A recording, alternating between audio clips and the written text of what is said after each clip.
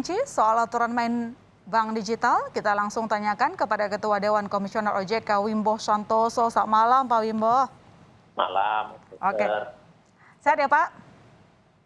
Sehat, alhamdulillah. Alhamdulillah. Pak, ada 3 POJK yang sudah diterbitkan ya untuk bank konvensional maupun bank digital. Di sana juga tertera misalnya minimal mendirikan bank 10 triliun rupiah. Nah, mungkin bisa dijelaskan lebih jauh alasan penerbitan dari 3 POJK tersebut. Makasih, Mbak Sister. Ini digital ini sudah merupakan bagian dari kehidupan kita semua. Bukan hanya sektor perbankan. Kehidupan sehari-hari kita sudah menggunakan digital semua. Karena apa? Karena ya ini memberikan manfaat yang besar kepada kehidupan kita. Mempermudah kita mendapatkan informasi, mempermudah kita membeli barang-barang, mempermudah kita memanfaatkan transaksi sektor keuangan, perbankan, pasar modal, dan sebagainya. Sehingga kita ini sudah dilingkupi dengan digital yang memberikan manfaat untuk kita semua. Dan ini transformasi digital, ekonomi dan keuangan kita sudah merupakan keharusan. Itu tidak bisa kita bentuk, ya, harus kita lakukan. Ya. Untuk itu ya, kita memberikan ruang yang lebih luas di sektor keuangan untuk menawarkan produk-produk yang berupa digital. Kita tahu penduduk kita 272 triliun, hidupnya di daerah-daerah remote area yang secara fisik mungkin sulit dijangkau, dan orang-orang itu tidak bisa mempunyai keleluasaan untuk akses produk-produk, terutama produk keuangan ini. Nah, dengan adanya produk digital, ini mereka menjadi bisa terakses, ya, bisa menikmati. Inilah yang spirit kita, bagaimana kita bisa memperluas akses keuangan orang-orang yang selama ini tidak bisa, yang itu dalam program kita sebut peningkatan financial inklusi kita. Ya. Sehingga ini bagus sekali dengan masyarakat bisa akses, sehingga nanti bisa mendapatkan pembiayaan lebih mudah. Ya. Apabila punya uang, akan lebih mudah untuk ditabung. Yang ini akan mendorong intermediasi dan tentunya akan mendorong pertumbuhan ekonomi, sehingga nanti masyarakat bisa mendapatkan pembiayaan lebih besar, lebih luas, dan lebih cepat, dengan kualitas produk yang lebih baik dan biaya yang lebih murah. Karena ini akan masif. Ya. Untuk itu digitalisasi ekonomi keuangan menjadi suatu keharusan.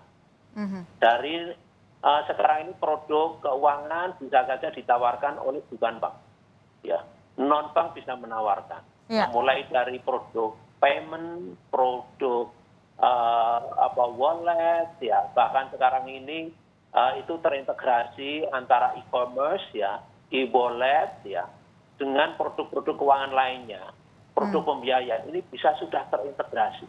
Dan ini bukan hanya di Indonesia, ini seluruh dunia. Khusus Indonesia ini berkah karena penduduk kita yang selama ini tidak bisa diakses cukup besar karena akses fisik itu sulit dari segi geografik. Nah, dengan digital ini berkah, ya, sehingga inklusi keuangan kita akan bisa lebih cepat, ya, dan dalam satu ekosistem ekonomi, ya, itu bukan hanya keuangannya, tapi juga logistiknya, e-commerce-nya, bahkan bagaimana nanti dimanfaatkan untuk kebutuhan-kebutuhan lain, perpajakan, dan bahkan untuk pembagian bansos ini sudah melalui digital untuk seluruh daerah. Jadi ini bukan hanya perbankan, tapi ekonomi sudah ditransform menjadi digital. Bagaimana perbankan ini bisa juga mempunyai kesempatan yang sama. Ini sekarang ini sudah kita bungkus dengan POJK yang kemarin kita keluarkan, POJK nomor 12. Ya. Nah, untuk itu saya sangat mempunyai kepentingan, ya, sebagai ketua OJK, bahwa ini harus kita bungkus dalam bungkusan yang lengkap, ya, sehingga tidak ada keraguan lagi bagi sektor keuangan perbankan untuk masuk ke platform digital ini, ya.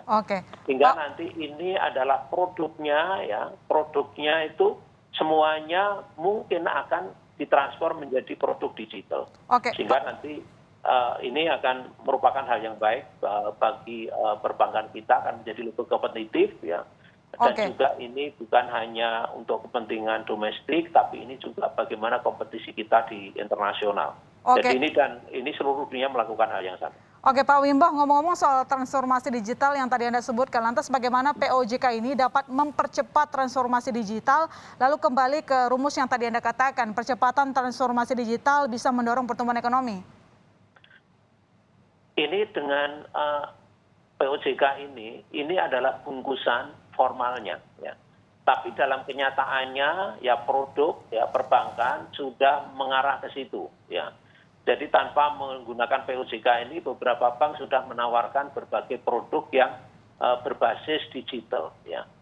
Jadi penawarannya sudah melakukan digital, produk digitalnya itu sendiri sudah ada. Sekarang ini kita dengan platform digital kita untuk transfer tidak perlu datang ke bank.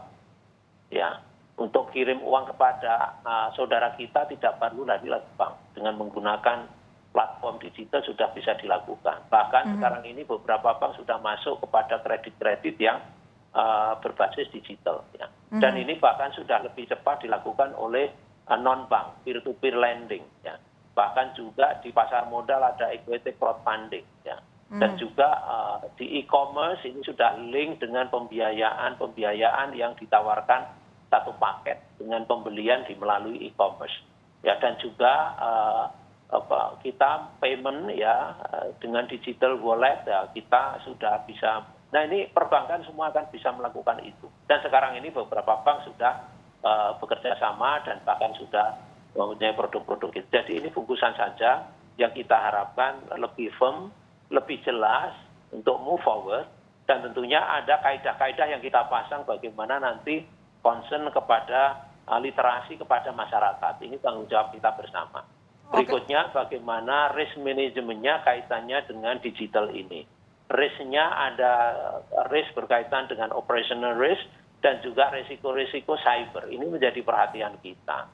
Dan juga bagaimana tetap harus comply kepada kaidah-kaidah compliant kepada anti money laundering, terrorism financing. Ini harus dilakukan. Jadi digital produk tidak boleh melupakan itu. Terutama dengan digital ini KYC akan semakin kompleks. Bagaimana pembukaan rekeningnya? Ya, apakah bisa tanpa dilakukan harus hadir? Ini semua adalah akan menjadi hal-hal yang harus kita kembangkan bersama. Ya. Digital signature bagaimana? Ya.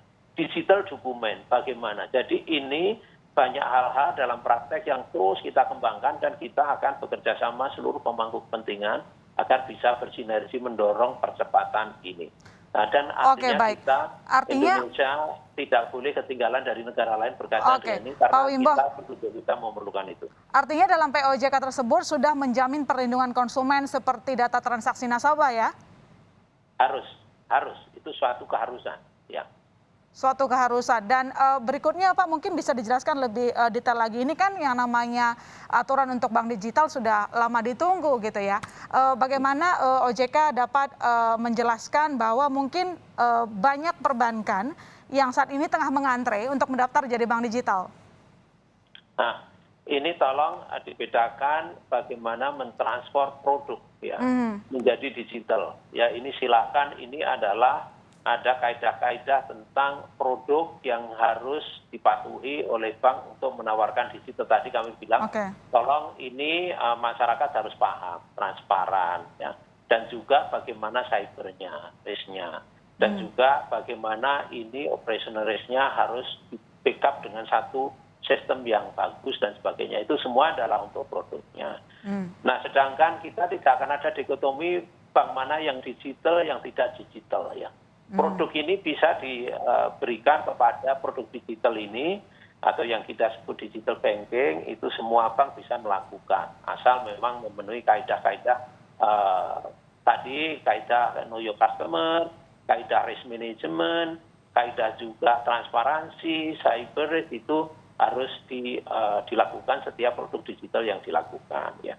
Dan untuk bagaimana ada bank yang tentunya bank baru yang akan didirikan khusus dengan platform digital, silakan ada, yang itu adalah setiap bank baru tadi di POJK itu modalnya ditingkatkan menjadi 10 triliun. Ya. Oke. Dengan bank yang ada sekarang, ya nggak usah modal 10 triliun, yang selama dia ada bank dan sudah eksis, dapat izin, ya silahkan aja untuk menawarkan produk-produk digital. Oke. Dan ini kami harapkan ini juga akan mendorong perbankan untuk bisa menawarkan produk lebih banyak, lebih cepat, kualitas bagus, harga murah, dan juga mendorong program financial inclusion sehingga nanti bisa memperbanyak orang bisa bekerja menjadi entrepreneur, ya, karena selama ini terkendala pembiayaan, sekarang di daerah-daerah bisa diakses dengan cepat sehingga menyebabkan peningkatan tenaga kerja, ya, memperluas kesempatan kerja, dan juga memberikan dorongan terhadap pertumbuhan ekonomi kita.